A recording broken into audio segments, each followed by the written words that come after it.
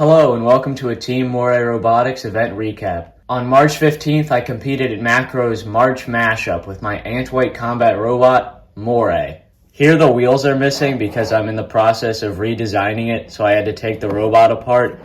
It's definitely not because the wheels popped off at the event, but they also might have done that too.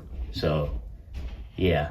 This was Moray's fourth event, and before Macro, I had an official fight record of 4-6. So Moray was definitely improving. Speaking of improving, I made the least amount of changes between Motorama and Macro than I have before because I planned on doing a full redesign after Macro. The only things I changed are supergluing the shaft collars to the wheel hubs and soldering JST connectors to the drive motors and ESCs to make repairs easier and to prevent solder joints from breaking. I also printed blue TPU forks this time. Overall, the event was pretty good. It ran extremely smoothly and the venue was very nice. There was one big issue, but I'll get to that later. Macro gives every team a checklist for things like safety and weigh-in, which came with some stickers and a lanyard. At Macro, when you lose a fight, you give your opponent a winner's pog, and a lot of teams 3D print custom ones. I printed these Team Moray pogs out of TPU, and if you hold one up to the light, the words will appear brighter. Moray had a bye in the first round, so I had to wait for all three weight classes to finish their first round before I got to fight.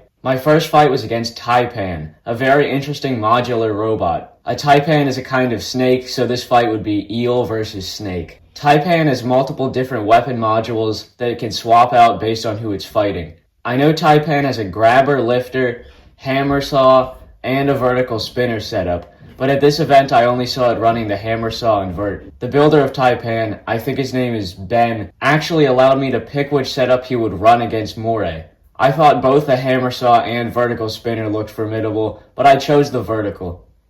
Taipan was having drive and weapon issues, so the fight was postponed so he could fix the robot. I would be running the TPU forks, but I debated on whether or not I should, because Taipan definitely had much more reach with his forks. After the 20-minute repair time Taipan got, the spinner and one drive side still didn't work, but he wanted to fight anyway, so Moray would have a seemingly easy first fight. When the fight starts, I'm able to get under Taipan a few times, but his long forks make it hard for Moray's spinner to connect. Also, I was having trouble properly controlling Moray, and I think I finally figured out that this is due to the weapon vibrating the robot across the floor when I have the TPU forks on. This wasn't always an issue, and I think it may have been caused by the wear on the disc slightly throwing the spinner off balance. Eventually, Taipan's forks connect with my spinner, and some sparks are thrown off the metal tip. There's a glancing blow to Taipan's fork again. At this point, I really regret using the TPU forks because they prevented me from landing many hits. You can see multiple moments where Moray's spinner would have connected if it weren't for the forks keeping Taipan away.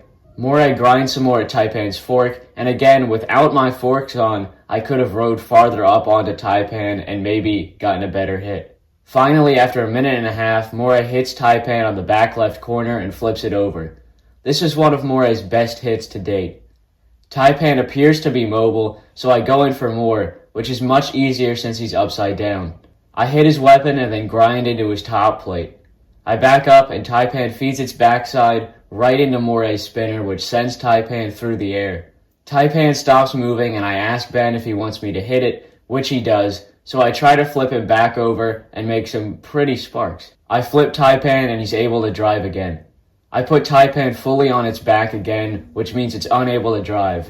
I try to keep it going, but push him into the corner where I let Taipan get counted out, giving Moray the knockout win. So this fight was really disappointing. I never want my opponent to be hindered going into the fight because I always want a real fair battle. What made it much worse is that I had a really hard time because of the drive issues, even though my opponent was nearly defenseless. This fight made it clear that the TPU forks would not be used again. At least Moray's spinner was delivering some great hits. I cut through Taipan's carbon fiber top plate and 3D printed back armor with it. I was given Taipan's winner pog, which I have displayed next to Moray right now. The weirdest part about this fight is that even though I didn't perform all that well, and it was only my first fight of the day, I was already guaranteed at least third place. This is because Macro limits the full combat ant weights to 8 competitors, and only 6 were at the event. The bye I got in round 1 also helped with this. After beating Taipan, I had to face Impulse, built and driven by Golden Dumpster winner Lars Elliott. Impulse won Motorama, and last year it was ranked number 3 on RobotCombatEvents.com. Moray was ranked 620. Clearly, we were evenly matched. Impulse is an undercutter horizontal spinner with some forks on the back. This meant I would use my TPU wedge to protect the chassis from the spinner and absorb hits as it gets ripped up. Unfortunately, I knew Impulse would probably rip up the bottom of the wedge pretty easily, which might prevent Moray from taking much damage, but it would also make it hard for me to connect with my spinner. Moray drives a lot better with the wedge than it does with the forks, so my strategy was to point the wedge at Impulse at all times. The only loss Impulse had at Motorama was getting stuck in the floor with its blade, so I was hoping that might happen again if I could survive long enough. When the fight starts, I try to keep the front pointed at Impulse, but he hits Moray's wheel guard and flips it over. He could have left me there, but Impulse hits Moray's disc, which rights it and then sends me flying with the hit to the left corner of the wedge. Moray goes flying again after Impulse gets another great engagement with the wedge, and I have to self-right. Moray does a wheelie for some reason and ends up on its head. Then Impulse clips Moray's wheel and pops it off the hub. Impulse expertly sweeps around the back of Moray and rips the other wheel off. I can't move anymore, and Impulse moves on to the grand final, sending Moray into the elimination bracket. Moray! Can you show movement? No. Honestly, it could have been a lot worse. I even wrote that on the wedge I gave to Lars. Moray hardly took any damage that needed repairs. The wheels came off, but they're practically unscathed. They just popped off the hubs. The wedge was damaged, but it still did its job and would work if I had to use it again.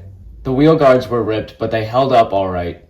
The issue with the wheels getting hit like that shouldn't usually be an issue, it's just that Impulse is an undercutter, so he was able to shave the bottoms off the wheel guards to get to the wheels easier than most other bots would.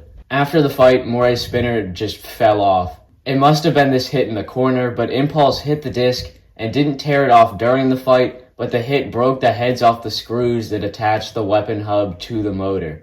Fortunately, the screws were easy to remove afterward.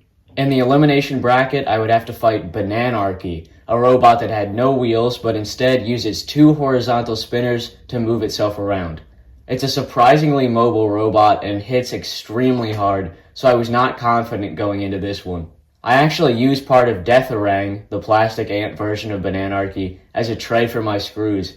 To hopefully prevent the wheels from coming off again, I added some grip tape to the hubs. I would also add a fresh wedge to counter the spinners of Bananarchy.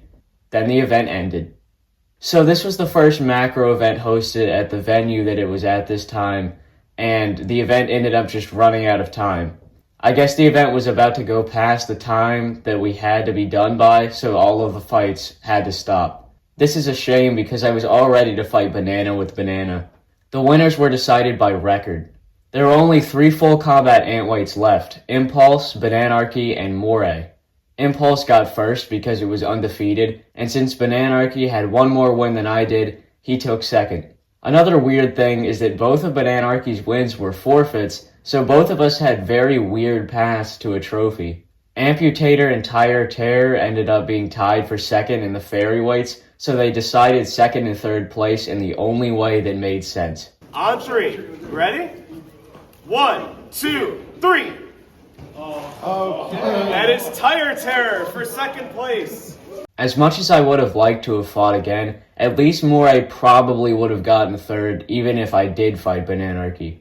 So yeah, that was it. It was a really weird event for me, waiting so long before my first fight, struggling against a weak opponent, and then getting third anyway. But it is my first top 3 finish. I got this cool 3D printed trophy as well as a $25 Palm Beach Bots gift card and various stickers. Also, Pork Chop, who regularly goes to Macro, gave out articulated models of his very unique robot, so that's very cool. The next event I know I'll be going to is Rabbit in May, but before then I need to redesign Moray. I already have ideas and I should have plenty of time before the next competition. Thank you for watching this event recap for Macro's March Mashup.